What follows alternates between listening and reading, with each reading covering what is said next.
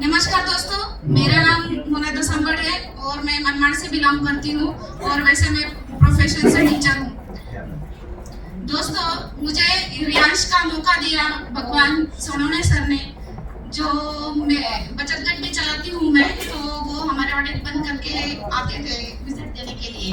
तो उनको पता था कि और मैं मार्केटिंग से बहुत पहले से संबंधित हूँ, जैसे कि मैंने सबसे पहले एमवे किया, ओरिएंटल इंश्योरेंस किया, मैत्री की, सेफ शॉप किया। 2016 में मैंने सेफ शॉप ज्वाइन किया था। उसके बाद में फिर फोर स्क्वायर किया और वहां से कुछ ऐसे मुझे मिला कि जहाँ पर मुझे अपलाइन ने सपोर्ट नहीं किया, इसलिए फिर मैंने नेटवर्क मार्केटिंग का नाम नहीं लिया कि मुझे इसको अब नहीं करना है, कि कुछ भी आ जाए तो नहीं करना है। लेकिन भगवान सर बहुत दिनों से तलाश में थे कि इनको कैसे भी करके लाना है। तो एक दिन ये लोग ऐसे ही प्लान दिखाने के लिए मेरे पास आ गए, राहुल सर, निर्मला मैडम और भगवान सर।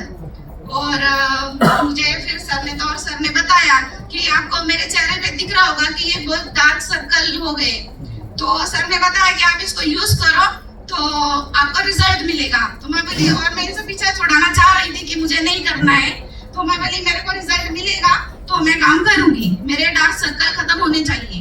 लेकिन उसके यूज करते करते पहले से अभी बहुत बेटर है। और उसके बाद में मेरी मम्मी का शुगर 500-600 ऐसा जाता था, लेकिन जब सर को मैंने बताया तो फिर मैंने डायगोजी यूज किया, तो मम्मी का शुगर लेवल, अब मेरी मम्मी का मतलब हाथ ऐसा था, वो होता ही नहीं था सीधा। लेकिन उसके बाद में मेरी मम्मी अब पूरा घर का काम भी करती है, हाथ ऊपर हो जाता है। दूसरा रिजल्ट मेरे ही घर का है, जो मेरे मामा जी थे, उनका एक्सीडेंट हो चुका था और पैर पे पूरी सूजन थी। मालेगांव लेकर के गई थी मैं शीतल अंकल की यहाँ पे, तो उन्होंने कुछ 10 दिन की गोलियां हमको दी, लेकिन सूज कम नहीं हुई थी। लेकिन उसके बाद हमने अमृत जूस और ऑर्थो देने के बाद वो पूरी तरह से वो भी क्लियर हो गया। तीसरा रिजल्ट मेरे पास लेडी लाइफ का है, जो हमने हमारे सिस्टर को दिया था, उनका भी पीसीओडी का प्रॉब्लम सॉल्व हुआ। उसके बाद और सबसे बड़ा रिजल्ट है मेरे खुद के भाई का, जो बहुत शराब पीता था। मैं सर को बोली थी कि सर उसके लिए कुछ है क्या, तो सर बोले अभी तक कुछ आया नहीं है, लेकिन आने के बाद में हम देंगे। लेकिन उतना समय निकल गया और उसको बोलते थे भाई अमृत जूस पी, तो वो ऐसा ऐसा करता था, कभी यानी कोई भी दवाइयों को पीता ही नहीं था।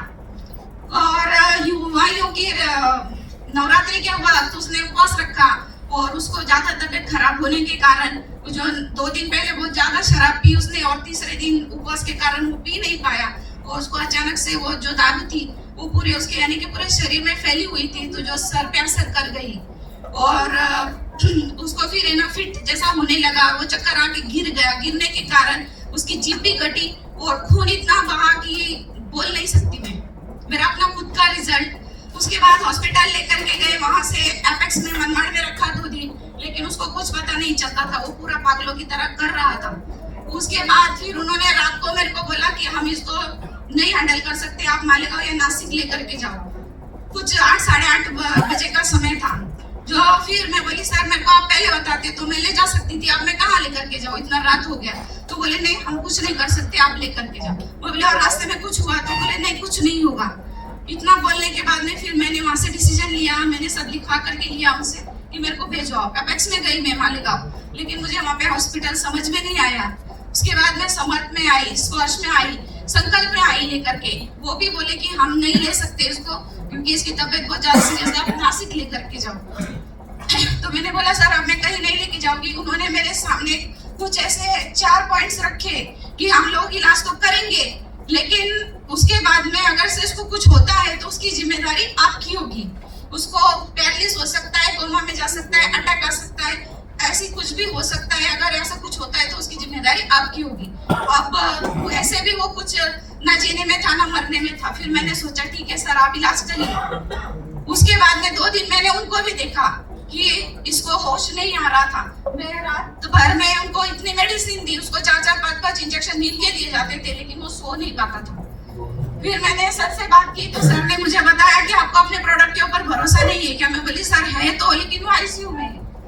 तो फिर क्या किया जाए? तो बोला आप उसको कैसे भी करके पिलाइए। मैंने उसको पिलाया। सर ने मेरे को बोला हॉस्पिटल डॉक्टर्स ने कि 11 साढ़े 11 बजे की बात है कि आप इसको जूस पिलाओ। मैं बोली सर अब इतने रात को कहाँ से लेके आओ?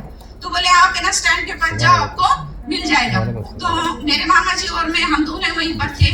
वहां से आने के बाद में हम नीचे आए, कुछ हमने 10-15 मिनट हमने टाइम वेस्ट किया और अपना अमृत जूस मैंने उसको 30 ml पिलाया और कुछ आधा घंटे के बाद में उसको नींद लगी। नींद ऐसी लगी कि वो 2 दिन उठा ही नहीं, 2 दिन उठा ही नहीं। मुझे लगा कि अब तो ये सच में खत्म हो गया। लेकिन 2 दिन के बाद में ऐसे कुछ शाम का समय था, 8-8:30 बजे के बाद सिस्टर मैं रोने लगी कि मैं बोली ये अब जो आप बोल रहे थे वो सही हो गया, ये नहीं बचेगा। मैं बोली और बचा ही नहीं। मैं बोली ये आंखें नहीं खोल रहा है, 2 दिन हो गए। फिर उसके बाद में सिस्टर ने उसको बहुत हिलाया, हिलाने के बाद में उसकी आंखें खुली और आज वो हमारे बीच में सही सलामत है। आज वो दारू का हाथ भी नहीं लगाता है।